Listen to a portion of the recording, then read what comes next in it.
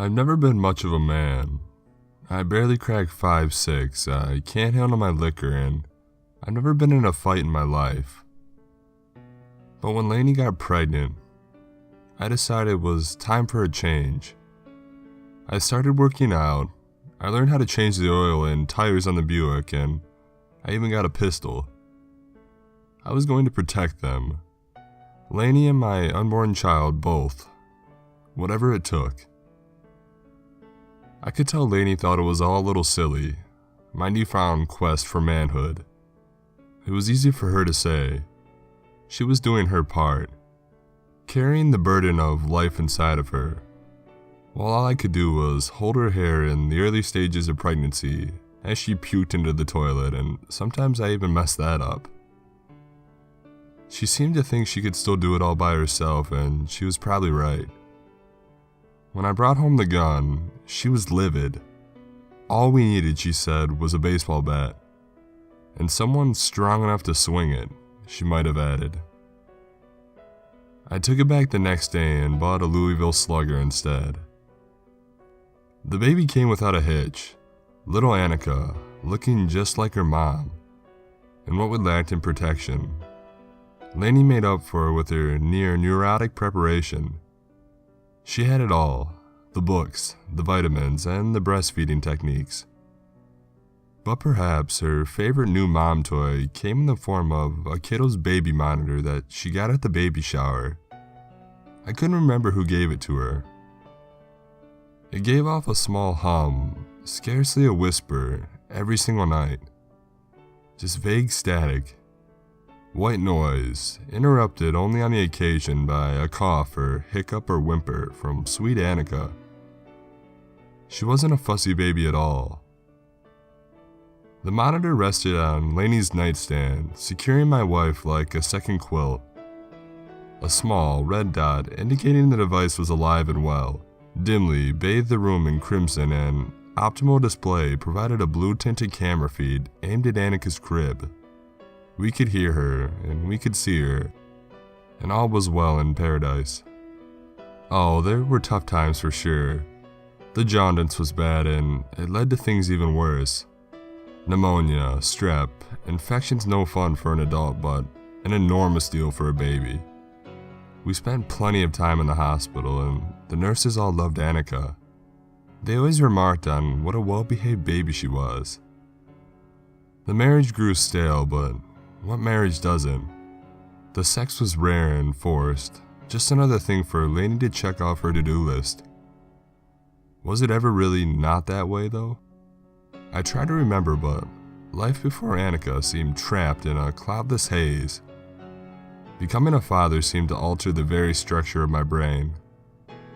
The first year came and went, and the kiddo's baby monitor ran out of batteries, and we never bothered to replace them. Annika was crawling, then walking. The first words spoken at the dinner table, which Lainey and I were both there for, it was mango. The words kept coming, mommy, diaper, full. They were all expected, yet all met with excited applause from her mother and me. And then one day, while Lainey was at spinning class and I was doing the newspaper crossword on the couch, Annika piped up from her playpen with a word I did not expect. Father. I sat up, straining silently to listen, sure that I had misheard what she said. But then it came again, even clearer than before. Father. Most dads would have been thrilled, but I was confused and frankly a bit unnerved. I had no idea where she had learned that. I was always daddy. In fact, as far as I'd seen, nobody had ever so much as breathed that word in front of her.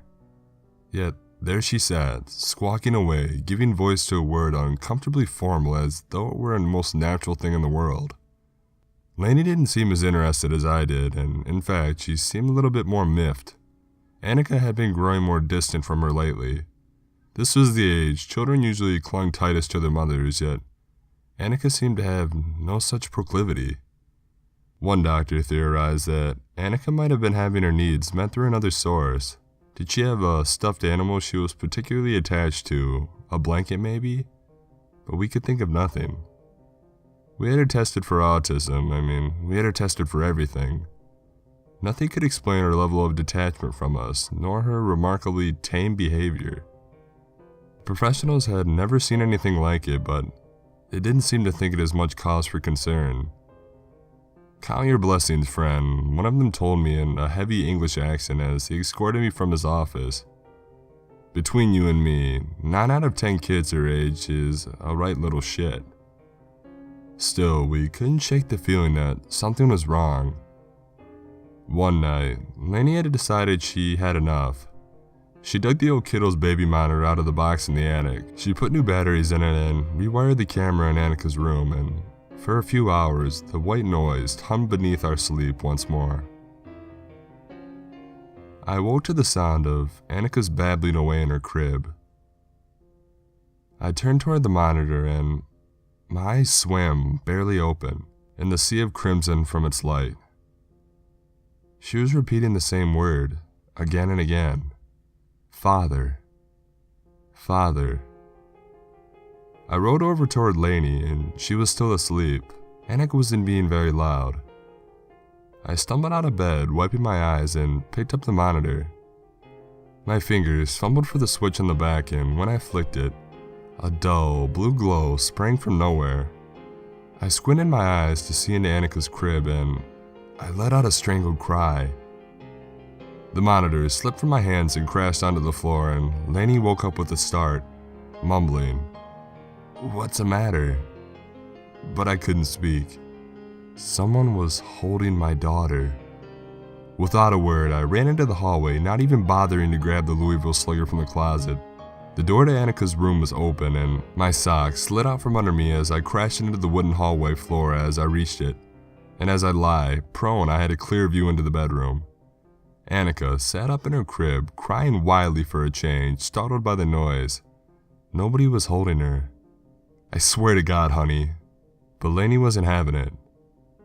The first night, we start using the monitor again, and it just happens to be the night an invisible man breaks into our house and leaves her placed all neat in her crib where he found her. He wasn't invisible, and I can't explain it, Lainey. I'm just telling you what I saw. "All right," she said, as though humoring a child. "What did he look like?" At this, I drew a blank, and I couldn't exactly describe him. I hadn't looked long enough. I felt that I had seen him before, though just somewhere. I felt that seeing him at all, even in a completely non-threatening context, would have made me deeply uncomfortable. But I didn't know how to explain this to Lainey, this vague recognition, so I just shrugged, and she scoffed. Jesus, what am I supposed to do with this? But the whole thing had her spooked, and I knew it. That night she told me, "If you hear anything from the monitor, anything at all, you wake me up right away." And so I did. "Father, Father." Lainey's voice rang out above the dead white noise. Lainey snatched the cooling monitor from her bedside table less than a second after I'd woken her. She sat up and flicked the switch. Lainey shrieked a horrible sobbing shriek. She flung the covers from her and leapt from her bed into one fluid motion, leaving the monitor face up on the sheet behind her. On it, I could see the man cradling Annika with a light bounce, more clearly this time. And in a flash, I knew exactly who he was, and this time I stayed right where I lay. It took Lainey a long time to calm down Annika. That scream had put a good scare into her, and I don't think Lainey even noticed that I never came in. By the time she got back into our bedroom, the lights were on and I sat up on the bed. I spread out a couple of her old college photo albums. She walked into the room and stopped in her tracks. She looked at me and at the albums and then back at me. I think at that moment we both knew it was over. "He wasn't in there," she said after a long pause. "I know what you're thinking, but it wasn't him. Nobody was in there."